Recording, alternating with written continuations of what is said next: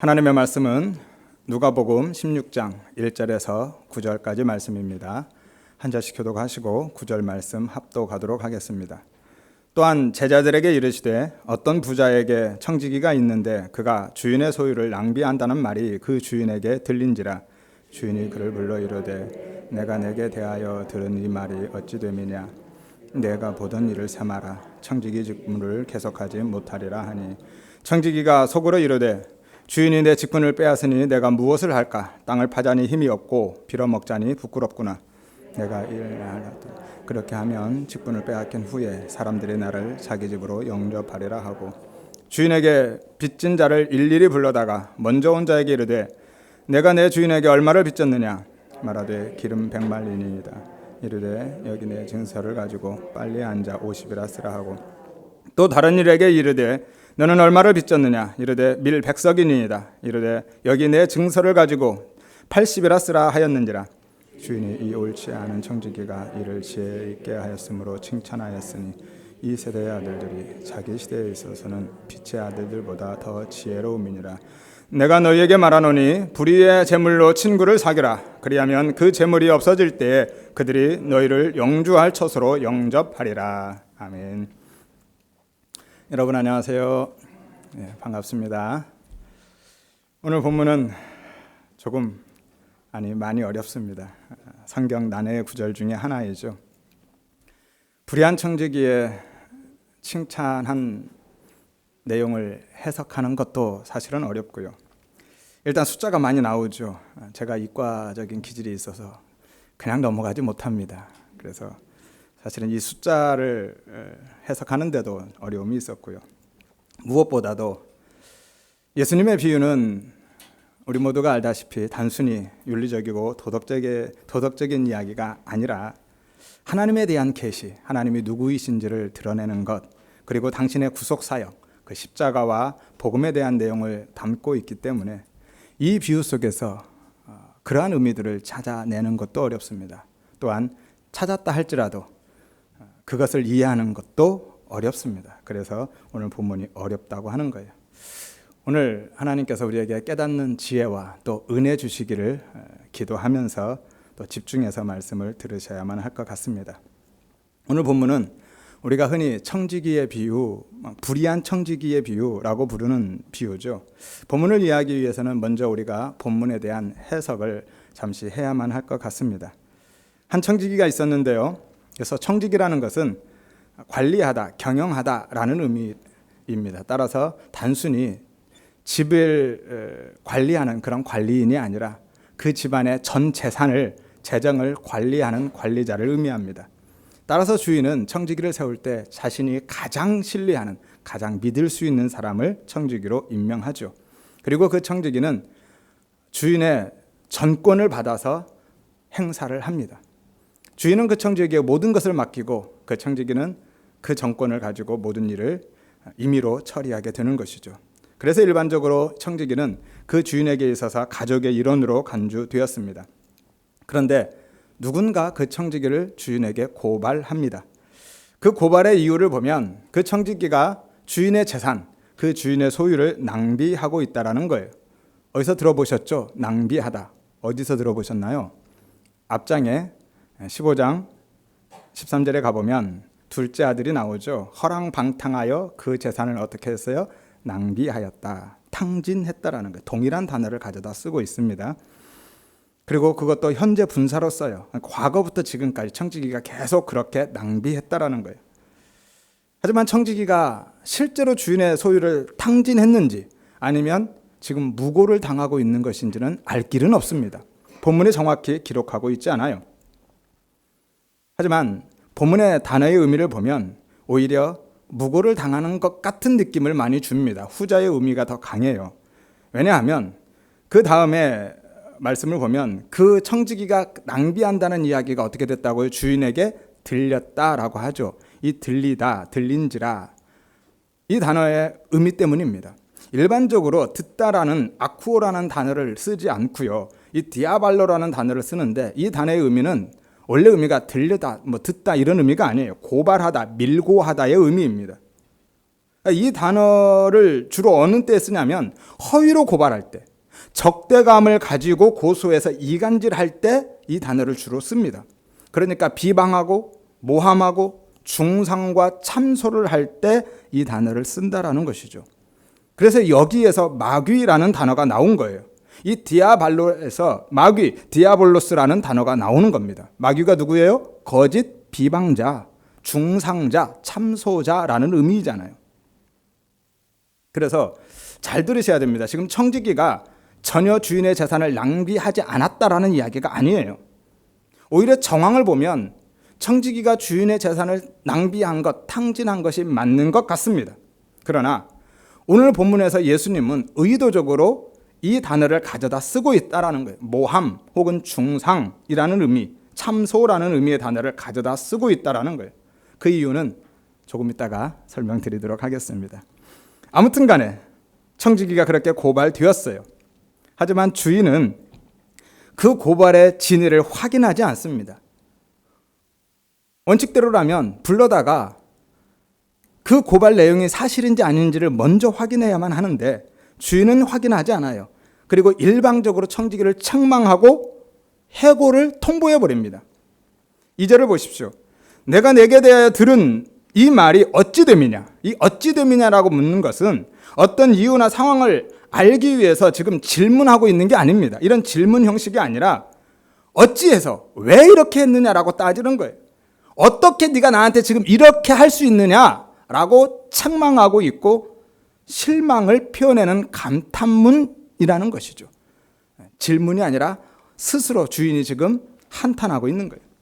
따라서 설명이나 변명을 요구하는 것이 아니라 네가 나에게 어떻게 내가 이런 이야기를 들었는데 네가 나한테 어떻게 이럴 수 있느냐라고 책망하고 있는 것이죠. 청지기에 대한 믿음이 주인에게 큰 만큼 아마 실망도 더 컸던 것 같습니다. 그래서 사건의 진상이나 경위에 대한 어떠한 설명도 변명도 들으려 하지 않았고, 그리고 바로 청지기에게 그가 하던 일을 다 정리할 것을, 그리고 거기에서 손 뗄 것을, 인수인계할 것을 이야기하고, 그리고 그를 해고해 버립니다. 2절을 보십시오. 내가 보던 일을 세마라. 이 세마라라는 것은 계산하다, 장부라는 의미와 정리하다, 양도하다라는 의미의 합성어예요. 그러니까 한마디로 이야기하면 회계장부 다 정리해서 넘겨라, 인수인계해라 라는 의미죠. 그리고 청지기 직무를 계속하지 못할 것이다. 해고 통보입니다. 그를 파면시켜버린 거예요. 그리고 청지기도 이 일에 대해서 가부간에 변명을 하려 하지 않습니다. 이 일로 보면 아마 그 고발된 내용이 사실이든 아니면 오해나 모함이든 간에 그 고발 내용은 청지기가 주인의 재산을 낭비했다라는 그 이야기는 상당한 근거나 혹은 증거를 가지고 있는 것처럼 보입니다. 그것이 횡령이든 아니면 배임이나 업무상 과실이든지 간에 그가 주인의 재산에 손해를 입힌 것은 팩트 같습니다. 사실 같아요. 그러자 청지기가 고민에 빠집니다. 왜냐하면 하루아침에 이제 실업자가 되게 생겼거든요. 그리고 문제는 실업 이후에 자기가 할 수 있는 일이 아무리 생각해봐도 없거든요. 3절을 보십시오. 내가 무엇을 할까? 땅을 파자니. 땅을 판다라는 것은 단순한 육체 노동만을 의미하는 게 아니라 생계를 위해서 하는 모든 일을 의미합니다. 내가 어떻게 먹고 살아야 되는지 나는 힘이 없어서 그럴 자신이 없다라는 거예요. 빌어먹자니, 구걸해서 먹자니 부끄럽고 자존심이 상하고 허락지 않습니다. 그래서 고민 끝에 그가 한 가지 일을 생각해내고 그 일을 즉시 실행할 것을 결심합니다. 4절에 내가 할 일을 알았다, 인식했다, 결심했다라는 의미예요. 그리고 5절을 보면 빚진 자를 다 불러다가 그 빚을 탕감해 줍니다. 본문에서 두 사람만 기록하고 있지만 사실은 주인에게 빚진 모든 사람들을 다 불러내서 그런 식으로 다 탕감해 준 거예요. 예를 들어서 두 사람만 이야기하고 있는 것이죠. 5절을 보면 일일이 불러라고 돼 있죠. 이전 성경은 낱낱이 불러라고 기록하고 있습니다. 원래 의미가 각기 혹은 모든이라는 의미예요. 그러니까 청지기는 지금 주인의 장부에 있는 빚진 모든 사람들을 다 불러서 이런 식으로 한 사람도 빠짐없이 다 탕감해 준 겁니다. 깎아준 거예요. 얼마를 깎아줬습니까? 어떻게 깎아줬어요? 6절에서 7절을 보십시오. 기름 100마를 빌린 사람을 50말로, 밀 100석을 빌린 사람을 80석으로. 기름은 50%를 깎아줬고요, 밀은 20%를 깎아줬습니다. 얼핏 보면 아무 기준도 없이 주먹국으로 생각나는 대로 즉흥적으로 이렇게 청지기가 처리한 것처럼 보이지만 사실은 청지기가 정확히 계산하고 있는 거예요. 주인의 전 재산을 관리할 정도 되면 보통 사람이 아닙니다. 모든 것을 꿰뚫어 보고 있는 것이죠. 당시는 고리대금업이 철저하게 율법으로 금지되어 있던 시대예요. 그것도 자기 동족에게는 이자조차 받지 말라라고 하나님이 율법을 통해서 정확히 말씀해 주셨습니다. 하지만 사람의 욕심이 어디 그렇습니까? 사람의 욕심 때문에 그 하나님의 율법, 그 명령을 편법을 사용해서 비껴가는 것이죠. 어떻게 비껴갑니까? 차용증서에 원금과 이자를 합해서 기록해버리고 원금만 주는 거예요. 무슨 의미냐면 예를 들어서 이런 겁니다. 이자가 20%인데 100만 원을 빌리면 차용증서에 얼마를 써요? 120만 원을 쓰는 겁니다. 그리고 100만 원만 주어요. 오늘날도 사실은 사채업자들의 이런 경우가 많죠. 선이자를 떼잖아요. 100만 원 빌리면 사채업자들이 그 이자가 30%라면 30만 원 떼고 70만 원만 입금해 주잖아요. 근데 실제 갚아야 될 돈은 얼마예요? 100만 원 갚아야 되거든요. 이 당시에 이랬다는 겁니다. 하나도 안 변했죠. 인간의 본성, 이 죄의 본성이 그대로이기 때문에 예나 지금이나 다름이 없습니다. 이자가 원금에 추가되어 있습니다. 하지만 차용증서에는 그 이자가 얼마인지를 밝히지를 않아요. 그냥 그 원금을 다 빌린 것처럼 기록하고 있는 거예요. 그래서 겉으로 보면 이자를 하나도 안 받는 것처럼 되어 있고, 따라서 그들은 율법을 지금 철저하게 지켜가고 있는 거예요. 이게 외식입니다. 눈 가리고 아웅하는 것이죠. 그리고 부자들이 그 일을 직접 하지 않습니다. 누구에게 맡긴다고요? 청지기에게. 청지기가 전권을 위임받아서 한다니까요. 그런데 문제는 그 일에 걸려서 문제가 되어버리면 모든 책임을 다 청지기가 뒤집어 쓰는 거예요. 청지기가 책임져야 됩니다. 주인은 싹 빠져나가요. 당시에는 밀을 빌리는 경우에 이자율이 20%였습니다. 거기에 가격 파동과 상품의 가치 하락에 대비해서 보험금조로 5%가 추가되었습니다. 기름, 감남류의 경우는 이자율이 훨씬 높습니다. 무려 이율이 80%나 돼요. 그리고 보험금도 높습니다. 보험금이 20%나 됩니다. 왜냐하면 감남류의 경우 위험부담이 훨씬 크기 때문이죠. 감남 열매의 수확량을 예상하기가 어렵고 그 열매의 크기와 질에 따라서 기름의 질이 달라지기 때문에, 또 게다가 사람들이 질이 좋지 않은 값싼 기름을 섞는 이런 경우도 많았기 때문에 이율도 높았고 보험료도 높았다라는 거예요. 그러니까 다시 정리하면 기름 100마를 빌린 사람은 실제 얼마 빌린 거예요? 50말 빌린 겁니다. 나머지 50말은 이자와 보험료예요. 이자가 40말이고 보험료가 10말, 10말이라는 거예요. 밀 100석을 빌린 사람은 실제 80석을 빌린 것이고 나머지 20석은 이자와 보험료입니다. 이자가 16석이고 보험료가 4석인 것이죠. 오늘 청지기는 자신에게 주어진 권한, 그 권한을 통해서 원금만 남기고 이자와 보험료를 다 깎아준 거예요. 그렇게 해서 이 빚진 사람들이 원래는 주인에게 빚을 졌는데 이제는 주인에게 빚진 그 사람들을 자기에게 빚진 사람으로 만들어버리는 겁니다. 돈 한 푼 들이지 않고 청지기가 자신의 전권을 사용해서 그렇게 해버린 거예요. 팁을 하나 더 드릴까요? 당시의 기름과 이 밀을 오늘날 돈으로 환산하면 얼마나 될까요? 적지 않은 돈입니다. 기름 100말은 1000데나리온이고요. 밀 100석은 2500데나리온입니다. 그러니까 하루 일당, 오늘날 하루 일당을 그냥 20만 원으로 잡는다면 각각 2억과 5억을 빚진 거예요. 따라서 빚진 사람은 수확의 일부를 소장료로 지불하는 소장농이거나 혹은 채무증서를 쓰고 공물을 받아가는 도매상일 겁니다. 상당한 재력과 여력이 있는 사람들이죠. 일개 개인이 아니라는 겁니다. 아무튼 청지기가 그렇게 얼마 남지 않은 자신의 권한을 이용해서 주인의 돈으로 다가올 자신의 불확실한 그 미래를 준비했다라는 거예요. 그런데 이 일을 주인이 알아버렸습니다. 그런데 진짜 놀라운 거는 주인의 반응이에요. 이 일을 알면 주인이 어떻게 반응해야만 합니까? 지금 이전에 낭비한다는 소리를 듣고도 그렇게 책망하고 화를 냈는데 마지막 그 남은 권한을 사용해서 주인의 재산을 훨씬 더 많이 축내버렸잖아요. 그럼 어떻게 반응해야만 합니까? 그 자리에서 당장 쫓아내야죠. 아니면 구속시켜야죠. 그런데 오늘 주인을 보십시오. 어떻게 반응해요? 청지기가 지혜로운 일을 했다고 칭찬해버립니다. 8절을 보십시오. 주인이 이 옳지 않다라는 건 불의하다, 부정직하다, 불법을 행했다라는 의미예요. 이 옳지 않은 불의한, 부정직한, 불법한 청지기가 이를 어떻게 했어요? 지혜 있게 하였으므로 칭찬하였다라고 말씀합니다. 이 말씀 때문에 대부분의 설교자들이 이 불의한 청지기를 변호하고 보호하고 감싸기 위해서 무단히 예를 씁니다. 원금을 깎아준 거라서 주인의 재산 낭비한 것 아니야. 그러니까 그의 행동이 사실은 그렇게 불의한 것은 아니었다라든지, 청지기가 빚진 자들의 빚을 탕감해 준 것은 결과적으로 그 사람들, 빚진 사람들이 주인에 대해서 아주 좋은 이미지를 갖게 되고 주인을 좋게 평가할 것이기 때문에 결과적으로는 주인에게 이로운 일이었다라든지, 그래서 주인이 그를 칭찬했다라는 것이죠. 혹은 이자를 탕감해 준 그 행동 자체를 칭찬한 것이 아니라 자신의 미래를 준비하는 그 준비성, 그 지혜를 칭찬한 것이다 라든지, 혹은 주인은 워낙 돈이 많은 부자이기 때문에 그간 이자 전혀 신경 쓰지 않았다 라든지, 아무튼 간에 이 말씀 때문에 이 청지기를 어떻게든 우리는 변호하고 변명해주고 보호하고 감싸줘야만 했던 것이죠.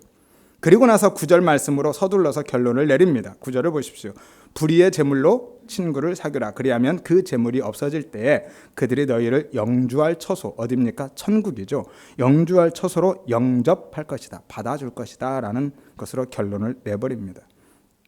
이 말씀을 근거로 해서 주인의 돈으로 친구를 사귐으로 자신의 미래를 준비하는 그 일과 지금 나에게 있는 돈, 물질 혹은 힘과 능력 혹은 달란트, 재능이나 은사로 친구를 사귀는 일, 그러니까 가난하고 힘없는 사람들을 돕고 섬기는 구제나 선행을 그것으로 하나님의 나라를 준비하는 일을 연결시켜버린다라는 것이죠. 그리고 그것이 하나님이 기뻐하는 지혜다. 그것이 천국으로 인도하는 일이고 천국에서조차 칭찬받을 수 있는, 환대받을 만한 일이다. 그래서 13절에 우리는 하나님과 재물을 겸하여서 섬길 수 없다. 그 재물로 하나님을 섬겨라. 이렇게 결론을 맺고 끝내버리는 겁니다. 하지만 여러분, 어떠한 미사 여구와 변명을 가져다 붙여도요, 청지기의 행동은 전혀 의로울 수 없는 혹은 칭찬할 수 없는 불의한 것이면 틀림없습니다. 이 사실이 바뀔 수는 없어요. 청지기가 아무리 전권을 가진 관리인이지만 그 장부는 주인의 것이잖아요. 자기 것 아닙니다. 그 빚, 그 채권 또한 주인의 권리이고 주인의 자산인 거예요. 내 것 아닙니다. 그런데 청지기는 주인의 허락도 없이 자기 멋대로, 자기 마음대로 주인의 것으로 자기의 미래를 준비했습니다. 자기 이익을 챙긴 거예요. 이것이 불의한 일이고 불법한 일이고 악한 일인 것이죠. 이 청지기의 행위는 그 어떤 이유로도 합리화될 수 없고 칭찬의 대상이 될 수 없습니다. 100번 양보해서 그러한 청지기의 그 행동이 결과적으로는 빚진 자들을, 힘없고 어려운 그들을 도와주는 일이기 때문에 선한 일로 보여진다 할지라도, 그렇게 봐줄 수 있다 할지라도 그러한 선행이 우리를 결코 천국으로 인도해 드릴 수는 없다는 겁니다. 그리고 천국에서 그러한 행동이 우리의 상급이 될 수도 없고 그것이 칭찬으로 돌아올 수도 없는 것입니다. 따라서 본문을 제대로 이해하기 위해서는 청지기는 처음부터 끝까지 불의했다라고 인정하고 시작해야만 합니다. 거기서부터 출발해야 돼요. 이게 핵심입니다. 오늘 본문을 제대로 이해하려면 청지기는 처음부터 끝까지 불의했다라는 것을 인정해야만 하는 거예요. 청지기의 불의함을 부정해버리면 문제가 심각해집니다. 과정이야 어떻든 상관없다. 결과만 좋으면 과정은 상관없다라는 게 돼버리거든요. 한마디로 개처럼 벌어도 상관없다. 어떻게 벌든지 수단과 방법 가리지 말고 벌어라. 그리고 그 일을 좋은 데 써라. 이게 말이 됩니까? 따라서 청지기는 처음부터 끝까지 불의한 자여야만 합니다. 불의한 건 맞아요. 그리고 그럼에도 불구하고 주인이 그를 칭찬하고 있다라는 것에 초점을 맞추어서 보아야만 합니다. 그래야 이 본문 속에서 예수 그리스도와 십자가, 그 복음이 발견되어지는 거예요. 그리고 이 비유가 무엇을 의미하는지를 알기 위해서는 한 가지 더 살펴보아야만 합니다. 그것은 바로 문맥이에요. 이 비유가 어떤 문맥 속에 들어있는지를 살펴보아야만 하죠. 15장과 16장은 5개의 비유가 등장합니다. 15장에 3개의 비유, 그리고 16장에 2개의 비유가 등장하죠. 15장에는 잃은 양, 그리고 잃어버린 드라크마, 잃어버린 아들들, 그리고 16장에는 불의한 청지기, 오늘 본문이죠. 그리고 이 다음에 부자와 나사로 비유가 등장합니다. 그런데 이 5개의 비유가 다 하나의 내러티브라는 거예요. 한 이야기입니다. 하나를 이야기하고 있는 거예요. 예수님이 죄인과 세리를 만나고 밥을 같이 먹는다는 것에 대해서 바리새인들과 서기관들이 원망하고 불평을 쏟아놓자 예수님이 비유를 들어서 말씀하시죠. 그게 15장입니다. 3개의 비유를 말씀하십니다. 그리고 거기에서 그치지 않고 그 자리에서 다시 16장을 말씀하고 계시는 거예요. 그러니까 15장과 16장은 한 번에 쭉 연결되어서 가는 겁니다. 나누어지지 않아요. 연속적으로 예수님이 말씀하고 결론은 부자와 나사로에서 내립니다. 여기까지 가야만 하는 거예요.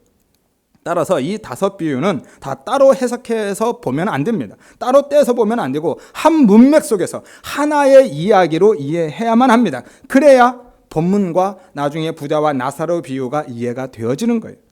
15장의 비유의 핵심은 무엇입니까? 15장 이 아버지의 비유를 듣지 않으신 분들은 나중에 유튜브를 통해서 다시 한번 들어보시길 바랍니다. 정리하면 이런 거예요. 하나님이 잃어버린 것을 찾아오신 것이 핵심입니다. 하나님이 찾아오신 거예요. 하나님께서 선택한 자기 백성을 찾으신다라는 거예요. 그래서 잃어버린 양도 찾으신 거고요. 잃어버린 드라크마도 찾으신 거고 잃어버린 아들들도 찾으신 겁니다. 그리고 그것을 회개라고 말씀하고 계세요. 찾아오신 분은 분명히 하나님이셔요. 그들이 스스로 돌아온 게 아닙니다. 나가서 주인이 찾아온 것이고 아버지가 찾아낸 겁니다. 그런데 그것을 회개, 그들이 돌아왔다라고 기록하고 있어요. 하나님이 찾으셨는데, 그리고 그것을 구원이라고 하는 거예요. 그것은 전적으로 그래서 하나님의 은혜와 긍휼로 주어짐을 말씀하고 있는 겁니다. 그들이 돌아온 게 아니라 아버지가 찾아온 것이라서 그 구원에는 그 어떤 인간의 개인적인 공로나 어떤 자기의 열심이나 그들의 선한 행위가 들어가 있지 않다라는 거예요. 전적으로 하나님의 은혜와 긍휼로 그들에게 구원이 주어졌다라고 말씀하고 있는 거예요. 이것이 바로 복음인 것이죠. 회개와 구원의 주도권은 온전히 하나님께 있습니다. 거기에는 인간의 어떤 노력도, 의지도, 선행도, 공로도 개입될 수 없음을 말씀하고 있는 것이죠. 그리고 나서 그 이야기가 끝나자마자 연속적으로 이어서 오늘 본문의 불의한 청지기 이야기를 하고 계신 겁니다. 16장 1절을 보십시오. 또한 제자들에게 이르시되, 이 또한은 그리고라는 그냥 접속사입니다. 그리고, 그러니까 지금 15장과 이 16장이 시간과 장소가 이어지고 있음을 말씀하고 있는 거예요. 다만 중심이 되는 대상이 달라진 것뿐입니다. 15장에서는 바리새인들과 서기관들이 중심 대상이었고요. 오늘 본문은 제자들이 그 중심의 대상인 거죠. 따라서 오늘 본문을 바르게 이해하기 위해서는 15장과 따로 떼어서 전혀 다른 이야기처럼 접근하거나 해석하거나 적용하면 안 됩니다. 일관성이 다 깨져버리는 거예요. 배가 산으로 가는 것이고요. 남의 다리 긁는 겁니다. 전혀 연결고리를 찾을 수도 없고 본문의 진위를 드러낼 수도 없는 겁니다. 15장에 세리와 죄인을 가까이 한다고 원망하고 있는 이 바리새인들과 서기관들을 향해서 예수님께서 하나님이 누구이신지, 하나님이 그 잃어버린 자들을 얼마나 사랑하고 계시는지, 그 하나님의 은혜와 긍휼이 얼마나 큰지, 회개와 구원의 은혜가 어떻게 그들에게 주어지고 있는지, 누가 진짜 하나님의 백성인지, 누가 천국 백성이 되는지에 대해서 말씀해 주고 있는데 16장에서 갑자기 제자들에게 돈과 선행에 대한 이야기를 하실 리가 없다라는 것이죠. 15장에서 하나님의 열심과 하나님의 은혜와 긍휼을 말씀하시다가 갑자기 16장에 들어서 제자들에게는 그러니까 너희가 하나님 나라 들어가려면 재물이나 은사를 가지고 구제와 선행을 많이 해야 된다. 그렇게 친구를 사귀어야 된다. 그렇게 말씀하실 리가 없다라는 거예요. 그렇게 내게 있는 것으로 친구를 사귀어서 하나님 나라로 들어가야 된다. 나중에 그들이 너희를 하나님 나라로 영접할 것이고 그들이 너희를 칭찬할 것이다. 말이 안 되지 않습니까? 앞에서는 하나님의 은혜와 긍휼을, 하나님의 열심을 이야기하다가 갑자기 제자들에게는 선행을, 행동을, 자신의 의를, 행위를 이야기할 수 없잖아요. 그렇게 되어버리면 하나님의 모든 은혜를 행위로 뒤집어 버리는 겁니다. 따라서 16장도 15장과 같은 문맥 속에서 하나의 이야기가 이어지는 것으로 보아야만 하는 것이죠. 우리는 오늘 본문 이 불의한 청지기 안에서도 역시 하나님의 은혜와 긍휼, 예수 그리스도의 그 십자가 복음을 그래서 발견해내야만 하는 것입니다. 이것이 성경을 바르게 보는 관점이에요. 성경은요, 인물이나 사건 중심으로 바라보는 게 아니라 두 가지 관점을 가지고 바라보아야 된다고 했죠. 하나는 하나님 중심, 하나는 구속사 중심. 하나님이 어떤 분이신지, 하나님의 성품과 하나님의 사역과 하나님의 은혜에 대해서 발견해야만 하는 것이고, 또 하나는 구속사, 예수 그리스도의 그 구원 사역, 십자가, 그 복음, 그 시각을 가지고 성경을 바라봐야만 하는 것입니다. 그래서 오늘 본문을 제대로 이해하기 위해서는 이 청지기가 처음부터 끝까지 불의했음을 인정하고 거기서부터 출발해야 된다고 한 거예요. 그리고 그럼에도 불구하고 주인이 그를 칭찬하고 있다는 것에 초점을 맞추어야만 한다라고 말씀드린 겁니다. 그래야 예수 그리스도가 보이거든요. 그래야 복음이, 십자가가 보이는 겁니다. 8절을 보십시오. 본문에서 매우 중요한 단어가 등장하는데요. 8절에 무슨 단어가 등장해요? 칭찬이라는 단어입니다. 에파이네오라는 단어인데, 칭찬, 원래 의미가 기리다, 찬양하다라는 의미예요. 그런데 이 단어는 놀랍게도 사실은 사람에게 쓰이는 것이 아니라 주로 하나님과 예수님께 쓰이는 단어입니다. 로마서 15장 1절에 보면 모든 열방이 주를 찬양하며 모든 백성들이 그를 찬송하라 라고 말씀하죠. 에베소 1장 5절에 6절에 우리를 예수 그리스도로 말미암아 자기의 아들들이 되게 하셨으니 이는 그의 은혜의 영광을 찬송하게 하려는 것이라. 바로 이 단어입니다. 이 단어는 하나님과 예수 그리스도께 쓰였던 단어예요. 그분을 찬양할 때. 그런데 놀랍게도 그 찬양이 오늘 불의한 청지기에게 돌려지고 있다는 거예요. 그리고 그 이유가, 그 칭찬, 그 찬양의 이유가 그 청지기가 지혜롭게 행했다라는 거예요. 생각해 보십시오. 청지기가 뭘 지혜롭게 행했나요? 청지기가 지혜롭게 행한 게 뭐예요? 주인의 것을 자기 멋대로, 자기 마음대로 사용해서 자기의 이익을 챙긴 것밖에 없잖아요. 그게 칭찬받을 만한 일입니까? 그게 찬양받을 만한 일이에요? 따라서 오늘 본문 속에서 이 칭찬, 이 찬양, 그것은 그 지혜를 칭찬하고 있는데 그것은 바로 청지기의 그 지혜를 칭찬하고 있고 찬양하고 있다는 것이 아닌 것을 우리는 발견하게 되는 거예요. 그럼 뭘까요? 성경에서 지혜는요, 사실 예수님을 가리키는 비유적인 표현입니다. 은유적인 표현이에요. 잠언 3장 14절부터 18절까지 보면 지혜를 얻는 것이 은을 얻는 것보다 낫고 그 이익이 정금보다 낫다라고 말씀하시면서 18절에 지혜는 그 얻은 자에게 생명나무다. 지혜를 가진 자는 복되다라고 하죠. 이 생명나무 무엇입니까? 계시록으로 가보면 생명나무는 바로 예수 그리스도가 생명나무인 거죠. 잠언 8장 17절에도 말씀합니다. 나를 사랑하는 자가 나의 사랑을 잊고 나를 간절히 찾는 자가 나를 만날 것이다. 여기 나가 누구예요? 지혜잖아요. 그 지혜가 누굽니까? 바로 예수 그리스도입니다. 성경에서 지혜는 예수 그리스도를 표현하고 있는 은유적인 표현인 거예요. 따라서 불의한 청지기는 단순히 불의한 사람들, 세리와 죄인들 혹은 완악하고 패역한 우리 성도들만을 지칭하는 게 아닙니다. 물론 우리를 의미하고 있는 것이지만 그 안에 바로 예수 그리스도를 상징적으로 담아내고 있다는 거예요. 불의한 청지기가 예수 그리스도를 담아내고 있는 거예요. 그래서 예수 그리스도의 십자가의 그 구속의 사역과 그 십자가 사역의 그 지혜를 그 안에 담고 있는 겁니다. 그 안에 바로 그것들이 들어있는 것이죠. 그래서 불의한 청지기가 주인의 재산을 낭비한 그 정황이 분명함에도 불구하고 앞서 말씀드렸죠. 어떤 단어가 쓰였다고요? 모함하다 혹은 참소하다라는 의미의 단어를 가져다 쓰고 있는 거라니까요. 청지기는 분명히 불의했고 주인의 재산을 낭비한 게 맞는데 그것이 모함이다, 참소다, 중상모략이다 라고 하는 거예요. 예수님이 모함당하고 참소당해서 그렇게 고발되어졌거든요. 오늘 본문이 비유라는 것을 우리는 잊어서는 안 됩니다. 그리고 또한 주인의 일방적인 해고 통보에도 불구하고 청지기는 한마디도 변명하거나 해명하려 하지 않습니다. 누가 생각납니까? 이사야서 53장 7절을 보십시오. 그가 곤욕을 당하여 괴로울 때도 그 입을 열지 아니하였다. 마치 도수장으로 끌려가는 어린 양과 털 깎는 자 앞에 잠잠한 양같이 그 입을 열지 않았다라고 말씀하죠. 마태복음 27장 12절에서 14절도 마찬가지입니다. 대제사장들과 장로들에게 고발을 당하되 아무 대답도 하지 않으니라. 오히려 빌라도가 답답해서 묻습니다. 너를 쳐서 얼마나 많은 사람들이 증언하는지 듣지 못했느냐. 그래도 예수님은 한마디도 대답하지 아니하시니 라고 기록하죠. 그 안에 바로 예수 그리스도를 담아내고 있는 것이죠. 그리고 끝까지 청지기는 불의한 자로 남습니다. 그리고 그 불의함을 통해서 누구를 드러내고 있어요? 바로 하나님을 드러내고 있는 거예요. 하나님이 누구인지. 청지기는 그 불의함을 통해서 주인을 드러내고 있는 것이거든요. 앞서 15장에도 봤죠. 양이 나가고 동전이 잃어버려지고 아들들이 불의해서 떠나버리고 집안에서도 탕자로 살아가고 그들이 누구를 드러냅니까? 그걸 찾아온 주인을, 그들을 찾아오신 아버지를 드러냈죠. 오늘 청지기의 불의함이 그렇습니다. 그 청지기의 불의함이 주인이 누구인지를 드러내고 있는 거예요. 예수 그리스도가 그 불의한 자리로 내려가셔서 하나님 아버지가 누구이신지를 드러내셨다라는 거예요. 예수님이 어떻게 불의한 자리로 오셨습니까? 바로 성육신 하셨잖아요.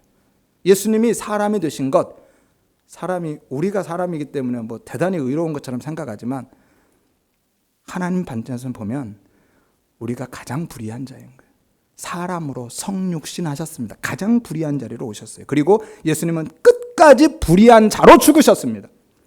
십자가에서 우리의 모든 죄를 담당하시고 끝까지 불의한 자로 죽으신 거예요. 그래서 누구를 드러내셨어요? 하나님을 드러내십니다. 그것이 바로 예수 그리스도의 지혜인 것이고 그 지혜로 인해서 주님이 찬양을 받는 거예요. 이게 십자가의 지혜인 겁니다. 이 부분이 진짜 어려운 부분인데요. 이 부분을 이해하기 위해서는 다시 15장으로 한 번 더 돌아가야만 합니다. 15장에 주된 청자가 두 부류가 있습니다. 한 부류는 바로 세리와 죄인들이죠. 또 하나의 부류는 바리새인들과 서기관들입니다. 세리와 죄인들은 불의한 자들, 부정한 자들을 대표로 등장하고 있습니다. 그래서 하나님의 은혜와 긍휼만을 바라보고 그들이 붙들고 사는 자로 나와요. 반면에 바리새인들과 서기관들은요, 율법의 대표로 등장합니다. 스스로 의롭다라고 스스로 자부하고 그리고 다른 사람들도 그들은 의로운 사람이라고 인정할 만한 사람들. 그래서 자신의 그 의를 과신하고 혹은 과시하고 혹은 자랑하는 자들로 등장합니다. 그래서 누가복음 15장은 그렇게 두 부류의 사람들을 통해서 하나님의 은혜와 율법을 극명하게 대조시켜서 보여줍니다. 한 부류는 세리와 죄인들은 하나님의 은혜를, 바리새인들과 서기관들은 율법을 상징하고 있고 그거 두 개가 대조되고 있다는 거예요. 그래서 구원이 전적으로 하나님의 은혜와 긍휼로 주어지는 것임을 가르쳐주고 있는 거예요. 그 구원과 회개의 주도권이 우리에게 있는 게 아니라 하나님께 있다라는 거예요. 그래서 주인이 찾아온 겁니다. 주인이 찾아왔음에도 불구하고 그것을 회개라고 이야기하고 있는 거예요. 잃어버린 드라크마, 잃어버린 양을 한번 보십시오. 누가 찾아왔어요? 주인이요. 그런데 스스로 돌아왔다라고 하잖아요. 회개라고 하잖아요. 그 양은요, 각기 제 길로 그냥 간 겁니다. 그릇 행하여 각기 제 길로 간 거예요. 제가 가고 싶은 대로 그냥 간 겁니다. 이것이 바로 불의인 거예요. 불의한 겁니다. 그런데 아이러니하게도 그 불의함이 누구를 드러내요? 주인을 드러낸다니까요. 주인이 누구이신지, 그 주인의 은혜, 긍휼, 잃어버리지 않고 찾을 때까지 찾아내시고 와서 잔치를 베푸는 주인을 드러내고 있는 거예요. 죄인을 상징하는 방탕한 탕자, 집 나간 탕자 이 둘째 아들과 율법을 상징하는 교만한 탕자, 집안에 있는 큰아들, 집안에 있는 탕자 이 아들을 누가 찾아왔습니까? 아버지가 찾아왔잖아요. 아버지가 찾아온 겁니다. 들어오려 하지 않고 버티고 있는 그를, 큰아들조차도 아버지가 찾아왔어요. 역시 그들의 그 불의함과 그 패역함이 누구를 드러내고 있어요? 아버지를 드러내고 있잖아요. 그 아버지의 은혜와 그 사랑, 그 긍휼이 얼마나 큰 것이었는지를 드러내 보여주고 있습니다. 오늘 본문도 같은 맥락인 거예요. 청지기의 그 불의함이 결국은 누구를 드러내요? 주인을 드러낸다니까요. 청지기를 용서하고 있는 그 주인의 은혜, 긍휼을 드러내고 있습니다. 그래서 이처럼 율법과 행위 혹은 은혜와 긍휼이 극명하게 대조되고 있는 것이죠. 그리고 16장에서 그 불의한 청지기 비유와 나사로 비유 사이에 갑자기 율법과 복음, 하나님의 나라가 부연 설명처럼 끼어들고 있는 겁니다. 그것 때문에 이 부분은 시간 관계상 제가 생략하도록 하겠습니다. 아무튼 갑자기 16장에 보면 이 율법과 하나님의 나라가 끼어들고 있잖아요. 그 두 비유 사이에. 이것 때문인 거예요. 율법과 행위 그리고 하나님의 은혜와 긍휼을 대조시키면서 구원은 하나님의 은혜와 긍휼로만 주어지는 것이다. 율법과 우리의 행위로 받는 것이 아니다라는 것을 말씀하고 있는 것이죠. 십자가의 은혜를 경험하신 분은 지금 굉장히 익사이팅할 겁니다. 하지만 사실 그 은혜를 경험하지 못한 분은 지금 제가 말씀드리고 있는 이 이야기들이 마치 방언처럼 혹은 외국어처럼 들릴 수도 있습니다. 소리는 들리는데 의미는 전혀 모르겠는. 여러분, 그렇다고 해서요, 제가 이 귀한 시간에 세상에서도 얼마든지 들을 수 있는 윤리와 도덕을 이야기할 수는 없습니다. 세상 모든 종교에서도 이야기하는 율법과 기복과 혹은 처세술에 대한 이야기를 할 수도 없습니다. 그런 이야기라면 세상에 전문가들이 훨씬 많고요. 시간 되실 때 아무 때나 유튜브 들어가시면 거기에서 얼마든지 그런 이야기들은 들을 수 있습니다. 이 시간은, 이 설교하는 시간은 세상에서는 들을 수 없는, 그들은 말할 수 없는, 그들은 생각조차 할 수 없고 도무지 이해할 수 없는 곧 예수 그리스도, 십자가, 그 복음, 하나님의 나라, 하나님의 은혜, 진리에 대해서만 전해져야 된다고 저는 생각합니다. 그래서 은혜가 먼저라고 하는 거예요. 은혜가 먼저입니다. 그 은혜의 경험이 없으면 복음이, 십자가의 도가 오히려 우리에게 걸림돌이 되고 꺼리끼는 것이 되고 미련한 것이 되는 겁니다. 하지만 그 은혜 안에 있으면 십자가의 도가, 그 복음이 하나님의 지혜와 능력이 될 줄로 믿습니다. 그 은혜를 사모하시고 그 은혜의 지평 안으로 한 걸음 더 들어가시기를 위해서 기도하시기를 바랍니다. 잠시 곁길로 갔는데요, 다시 제자리로 돌아오면 조금만 더 집중하시기를 바랍니다. 이제 다 왔습니다. 가장 어려운 부분이 남았습니다. 15장에서 그렇게 각기 제 길로 간 양 드라크마 아들들의 그 불의함이 누구를 드러냈다고 했어요? 주인을 드러내고 아버지를 드러냈잖아요. 오늘 본문의 청지기도 역시 그 불의함이 결국 주인을 드러냈습니다. 그런데 그게 어떻게 하나님을 드러내는 것이고 찬양받으실 만한 예수님의 지혜가 되느냐라는 것이죠.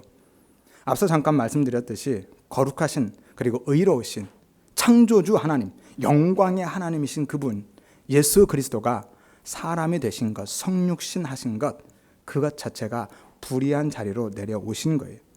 성육신은 사실은 있을 수 없는 이야기입니다. 아니, 있어서도 안 되는 이야기. 어떻게 그럴 수 있습니까? 창조주 하나님이. 마치 이런 것 같아요. 내가 키우는 아끼는 벌레가 하나 있는데 그 벌레가 죽게 생겼어요. 다 죽어갑니다. 그래서 그 벌레를 살리려고 하는데 방법이 딱 하나밖에 없어요. 내가 그 벌레가 되는 거예요. 그러면 그걸 살릴 수 있대요. 여러분, 가능하시겠습니까? 여러분, 우리가 사람이니까 대단한 존재인 것처럼 생각하는데 하나님과 우리의 갭은요, 우리와 벌레의 갭보다 훨씬 큽니다. 창조주 하나님이신 그분이 피조물인 우리의 자리로 내려오신 것, 그것은 너무나도 불의한 일이었어요. 그래서요, 사실 이단들이 가연설을 주장하는 거예요. 가연설이 뭡니까? 예수님이 실제로 사람이 되지 않으셨다라는 거예요. 그렇게 보였을 뿐이지 어떻게 하나님이신 그분이 사람으로 오실 수 있느냐? 그건 불가능하다. 그럴 수 없다라고 하는 겁니다. 하지만 주님은 성육신 하셨음을 믿으시기를 바랍니다. 우리로 오셔서 사람으로 오신 거예요. 그게 주님께서 가장 불의한 자리로 오신 거고요. 그런데 문제는 그것도 모자라서 예수님이 모함과 참소를 받아서 고발당하시고요, 십자가에서 살해당하셨습니다. 겉으로 보기에는 유대인들이 고발하고 로마 군인들이 살해한 것 같지만 실제로는 율법에 의해서 고발당하신 것이고 율법에 의해서 살해당하신 겁니다. 그리고 지금 예수님께서 세리와 죄인들을 가까이 한다고 항의하고 원망하고 있는 그 바리새인들과 서기관들이 그 율법의 가장 대표적인 상징적인 인물들인 것이죠. 그런데 그 율법이 예수님을 불의하다라고 고발했습니다. 모함한 것이고 참소한 것이죠. 하지만 예수님은 단 한마디도 변명하지 않으셨습니다. 예수님은 그 율법의 고발을 있는 그대로 다 받아들이십니다. 그리고 스스로 불의한 자가 되어서 끝까지 불의한 자로 남아서 죽으십니다. 그런데 그 죄, 그 불의함이 도대체 누구 겁니까? 누구 거예요? 우리 거잖아요. 내 겁니다. 따라서 우리가 그렇게 사실은 우리가 고발당하고 우리가 죽어야만 합니다. 그런데 죄가 없으신 예수님이 그 불의한 자리에 오셔서 우리의 불의함, 우리의 모든 죄를 담당하시고 친히 불의한 자가 되어주셔서 죽으신 거예요. 진짜 불의한 자는 우리인데 진짜 불의한 우리를 살려내시기 위해서 주님이 그렇게 불의한 자가 되어서 죽으신 겁니다. 이것이 곧 구원인 거예요. 십자가에서 주님이 드러내신, 예수님께서 불의한 제물이 되어 죽으심으로 드러내신 그 하나님, 그 은혜, 그 긍휼, 그 공의가 있는 겁니다. 예수님은 그렇게 스스로 불의의 제물이 되심으로써, 여기서 제물은 단순히 돈을 의미하지 않습니다. 인간이 추구하고 있는 모든 세상적인 욕망, 가치를 의미하고 있어요. 그래서 13절에 하나님과 제물을 겸하여 섬길 수 없다라고 하는 거예요. 이 부분은 다음 시간에 좀 더 살펴보도록 하겠습니다. 아무튼 그 불의의 제물은 당신 것이 아니었거든요. 남의 거였어요. 우리 거였습니다. 그런데 예수님은 남의 것인 그 불의의 제물에 어떻게 하셨어요? 충성하셨어요. 어떻게? 죽기까지 충성하신 거예요. 그리고 하나님 아버지를 드러내셨습니다. 하나님의 은혜와 긍휼, 그 사랑과 공의를 그분은 죽기까지 그 불의의 제물, 남의 것인 불의의 제물에 충성하심으로 드러내신 거예요. 하나님을 드러내셨습니다. 그리고 예수님이 이 세상에서 잠시 불의의 제물이 되신 것은 장차 완성될 하나님의 나라의 영광과 좋게 비교할 수 없는 지극히 작은 것이었어요. 이것이 바로 10절에서 12절에 있는 지극히 작은 것에 충성, 불의한 제물에 충성, 남의 것에 충성한다라는 의미인 거예요. 이해가 되어지십니까? 어려우시죠? 그리고 예수님은요, 하나님께서 살려내지 않으시면 계속 무덤에 머물 수밖에 없는 그 자리까지 내려가셨어요. 오직 하나님 아버지만 의지하고 하나님께 모든 것을 온전히 맡겨버린 것이고 그 하나님의 은혜와 긍휼하심에 자신을 완전히 내던지신 겁니다. 당신의 모든 것을 하나님의 은혜와 긍휼에 맡기신 거예요. 걸으신 겁니다. 누가복음 23장 46절을 보십시오. 예수께서 큰 소리로 불러 이르시되 아버지 내 영혼을 아버지 손에 부탁하나이다 하고 숨지시니라. 자신의 모든 것을 하나님 손에 맡겼습니다. 하나님이 살려내지 않으면 예수님은 부활하실 수 없어요. 무덤에서 영원히 있어야만 합니다. 그런데 하나님께서 그 은혜와 긍휼로 그 모든 불의를 덮어주시고 의로 다시 살려내신 줄로 믿으시기를 바랍니다. 이것이 부활인 거예요. 그래서 예수님이 부활하신 겁니다. 하나님의 그 은혜와 긍휼로 살려내셨기 때문에. 예수님께서 그렇게 불의의 제물이 되어 죽으심으로 불의의 아들들처럼 하나님을 드러내셨을 뿐만이 아니라 그 십자가의 핏값으로 진짜 불의한 우리를 살려내신 거예요. 그리고 우리의 친구가 되어 주신 겁니다. 왜 그랬을까요? 왜 예수님께서 우리의 친구가 되어 주셨을까요? 우리가 먼저 예수님의 친구가 될 수 없기 때문이에요. 당시에 그 친구라는 개념은요, 우리의 개념과 전혀 다릅니다.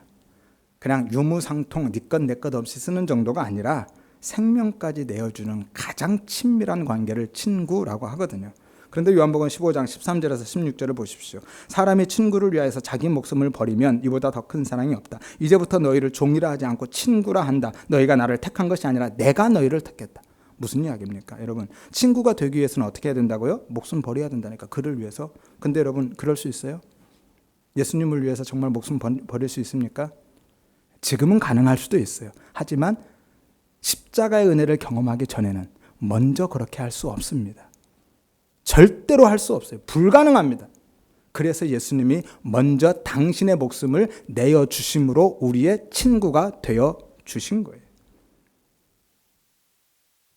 그래서 결론적으로 말씀하잖아요. 내가 너희를 택하여 세운 것이다. 너희가 나를 택한 것이 아니다. 이것이 바로 불의의 제물, 십자가의 핏값으로 친구를 사귄 예수님의 지혜인 거예요. 따라서 이 비유에서 주인은 불의한 청지기의 그 불의한 행위를 칭찬한 것이 아니라 그 속에 들어있는 예수 그리스도의 그 지혜를 칭찬한 겁니다. 불의한 자리로 내려가서 그 불의한 제물에 충성함으로 친구를 만들어낸 그 십자가, 그 복음의 비밀을 찬양한 거예요. 따라서 불의의 제물로 친구를 사귀라는 이 말씀은 어떻게든지 돈 많이 벌어서 그 돈으로 가난하고 힘없는 사람들 도와줘라, 그들을 섬겨라, 한마디로 개처럼 벌어서 정승처럼 쓰면 되지 않냐, 그런 이야기 아닙니다. 그렇게 하면 내가 너희를 천국에 보내줄게, 그리고 그들이 천국에서도 너희를 영접할 것이고 너희를 칭찬할 거야 라고 하는 게 아니라는 거예요. 여러분, 만약에 그렇다면 지금 당장 나 먹고 살 것도 없는 가난한 사람들은 어떡하란 말입니까? 부자들만 천국 가고 가난한 사람들은 다 지옥 간다는 얘기예요? 아니면 어떻게든지 수단과 방법 가리지 않고 돈을 벌어서 좋은 일만 하면 되는 겁니까? 그럴 수 없잖아요. 이 말씀의 진의는 스스로 불의한 제물이 되어서 진짜 불의한 우리를 살려내시고 친구가 되어주신 그 은혜, 그 지혜를 우리도 깨닫고, 그렇게 우리도 불의한 자리, 어디입니까? 십자가의 자리, 죽음의 자리, 내가 부인되어지는 자리, 그 자리로 우리도 내려가서 하나님의 백성들, 하나님이 택한 그 백성들을 우리의 친구로 삼으라는 거예요. 그렇게 구원의 도구로 살라라는 겁니다. 이해가 되어지십니까? 그 불의의 자리, 그 십자가의 자리, 내가 완전히 부인되어지는 그 자리, 내가 죽는 그 자리에 내려가지 않으면, 그리고 그 자리에서 오직 하나님의 은혜와 긍휼을 붙들고 의지하지 않으면, 예수님이 무덤까지 내려가서 오직 하나님의 은혜와 긍휼의 모든 것을 내어드리고 맡겼듯이 우리가 그렇게 하나님의 그 은혜와 긍휼을 의지하지 않으면 우리는 결국 바리새인들처럼 혹은 서기관들처럼 내 열심, 내 힘, 내 의와 공로로 예수님의 친구가 되려 하는 자들이 되는 것이고, 하나님의 나라를 그렇게 내가 밀고 들어가려 하는 율법주의 혹은 인본주의 혹은 외식의 삶을 살아갈 수밖에 없다라는 것이죠. 여러분, 할 얘기는 혹은 해야 할 얘기는 더 많은데 시간 관계상 여기까지만 하도록 하겠습니다. 아무튼 결론을 맺겠습니다. 예수님의 십자가의 그 자리, 자기 부인의 자리, 그 죽음의 자리가 우리 자리, 내 자리임을 믿으시기를 바랍니다. 그 자리가 내 자리, 내가 있어야 할 자리가 그 자리입니다. 따라서 그 십자가의 자리로 내려가셔서 하나님의 택하신 백성을 친구로 삼는 진짜 지혜로운 삶을 사시기를 바랍니다. 그리고 나아가서 무덤에 내려가신 예수님처럼 다시 살리시는 하나님의 그 은혜와 긍휼하심에 내 모든 삶을 다 내어드리시기를 바랍니다. 전적으로 바뀌셔야 돼요. 그 은혜와 긍휼만 붙들고 그 하나님의 은혜와 긍휼을 의지해야만 합니다. 그래서 그 은혜의 지평 안에 거하면서 날마다 하나님을 드러내시기를 바랍니다. 하나님을 드러내는 진짜 성도, 참된 믿음의 삶을 살아가시기를 주의 이름으로 축원드립니다. 말씀 한 구절만 제가 읽어드리고 마치겠습니다. 갈라디아서 2장 20절 말씀입니다. 내가 그리스도와 함께 십자가에 못 박혔나니 그런즉 이제는 내가 사는 것이 아니요 오직 내 안에 그리스도께서 사시는 것이라. 아멘.